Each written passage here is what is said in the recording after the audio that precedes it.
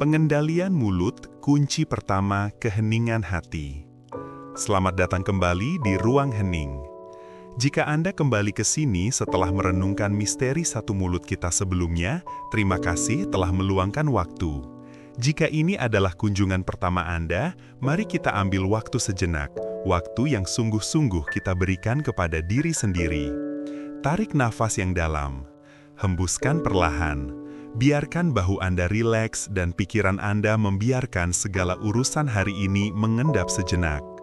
Hari ini, kita akan memperdalam renungan tentang organ yang satu ini.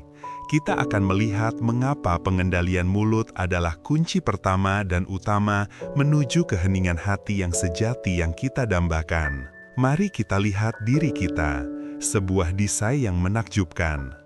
Kita dibekali dua tangan untuk berinteraksi dengan dunia, memberi, menerima, dan berkarya.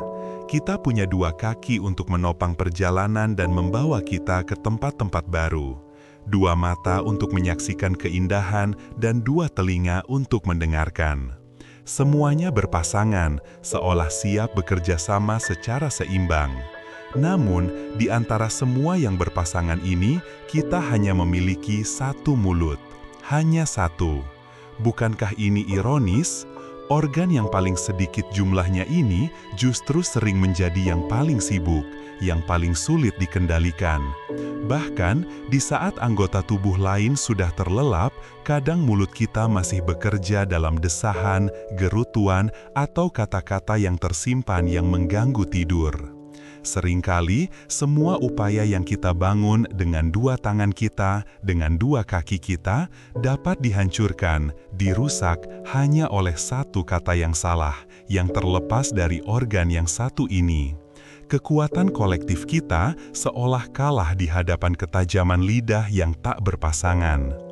Jika keheningan hati adalah tujuan kita, maka pengendalian organ yang satu ini adalah langkah pertama yang tak bisa dihindari.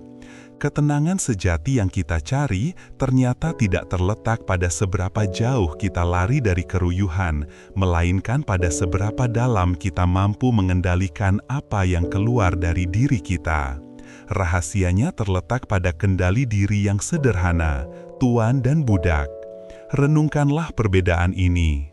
Ketika sebuah kata yang penuh emosi, sebuah keluhan, atau bahkan kritik tajam masih berada di pikiran Anda, di dalam gejolak hati Anda adalah tuannya.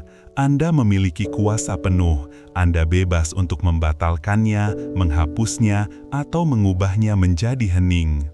Namun, begitu lidah bergerak, begitu suara terlanjur dilepaskan ke udara, seketika itu pula kita menjadi budaknya. Kata-kata itu kini memiliki konsekuensi, tafsir, dan dampak. Kita harus hidup dengan semua konsekuensi itu. Kebebasan kita seketika ditukar dengan penyesalan. Keheningan sejati adalah memilih untuk tetap menjadi tuan. Keheningan adalah kebijaksanaan yang menahan, bukan kelemahan yang diam. Ia adalah kesadaran untuk menciptakan jeda waktu yang berharga antara gejolak di hati dan ucapan di bibir. Jeda Dengan itulah menjaga yang ruang satu hening ini, Anda. kita tidak hanya menjaga hubungan kita dengan orang lain, tapi yang terpenting, kita menjaga kedamaian dan keheningan di dalam hati kita sendiri. Malam ini, atau sepanjang hari ini, mari kita terapkan kesadaran ini. Setiap kali Anda merasakan desakan untuk berbicara cepat, mengeluh atau mengkritik, tarik nafas. Biarkan nafas itu menjadi penjaga pintu bagi mulut Anda yang satu.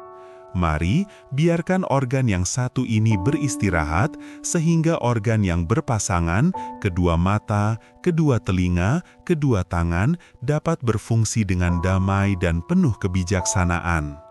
Tidurlah dengan nyenyak, atau mulailah hari Anda dengan penuh kesadaran.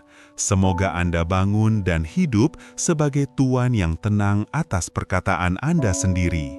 Sampai berjumpa kembali di Ruang Hening.